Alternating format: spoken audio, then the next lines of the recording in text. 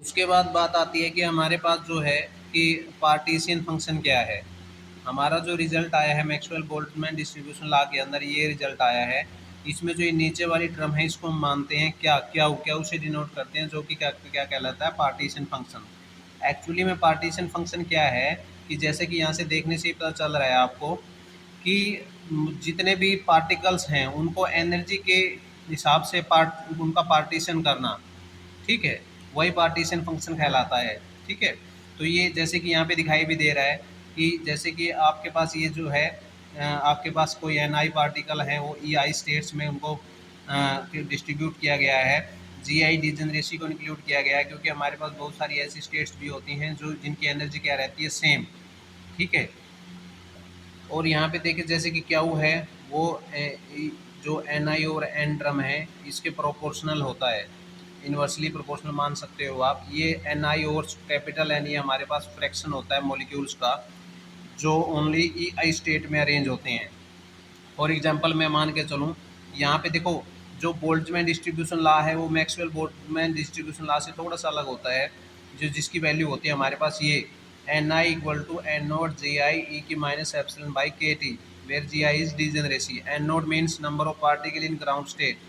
ठीक है, तो यहाँ पे अगर हम समीशन अप्लाई करते हैं, समीशन अप्लाई करके हमारे पास एन नोड क्या है, ग्राउंड स्टेट में पार्टिकल है, उस पर समीशन का कोई महत्व नहीं होता, तो वो बाहर निकल जाता है। तो हमारे पास ये जो क्वांटिटी रह जाती है इसको हम बोलते हैं क्याऊ, पार्टीशन फंक्शन। क्याऊ की वैल्यू हमने यहाँ पे पुट की तो हमारे पास जो क्याऊ की वैल्यू आ जाती है Q equal to N capital N over N node.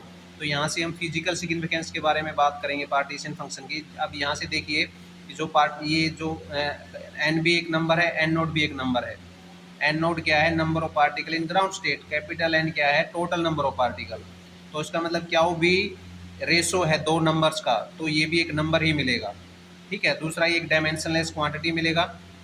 तीसरा ये टेम्परेचर पे डिपेंडेंट होगा, अगर टेम्परेचर जीरो होगा तो सारे के सारे पार्टिकल कहाँ पे मिलेंगे, ग्राउंड स्टेट में मिलेंगे। तो जो कैपिटल एन होगा उसकी भी वैल्यू क्या होगी, एन नोड होगी ना। तो एन की वैल्यू एन नोड पुट करोगे तो आपके पास N ground total temperature low है, वेरी लो, तो N equal to N naught, क्योंकि सारे के सारे पार्टिकल ग्राउंड स्टेट में मिलेंगे, कोई भी एक्साइटेड स्टेट में नहीं जा सकता। ठीक है, तो यहाँ पे क्या होगी, वैल्यू 1 हो जाएगी।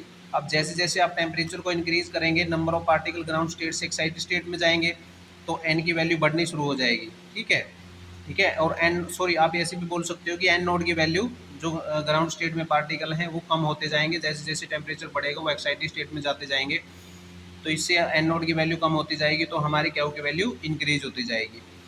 लास्ट में हम बोल सकते हैं कि क्याऊ जो है हमारा, यहाँ से समझ सकते हैं क्याऊ की वैल्यू क्या है, डीजनरेसी की क्या है, प्रोपोर्शनल है। ठीक है, तो Q is directly proportional to degeneracy, जितनी ज़्यादा डीजनरेसी होगी उतनी ही क्याऊ की वैल्यू क्या होगी, ज़्यादा होगी।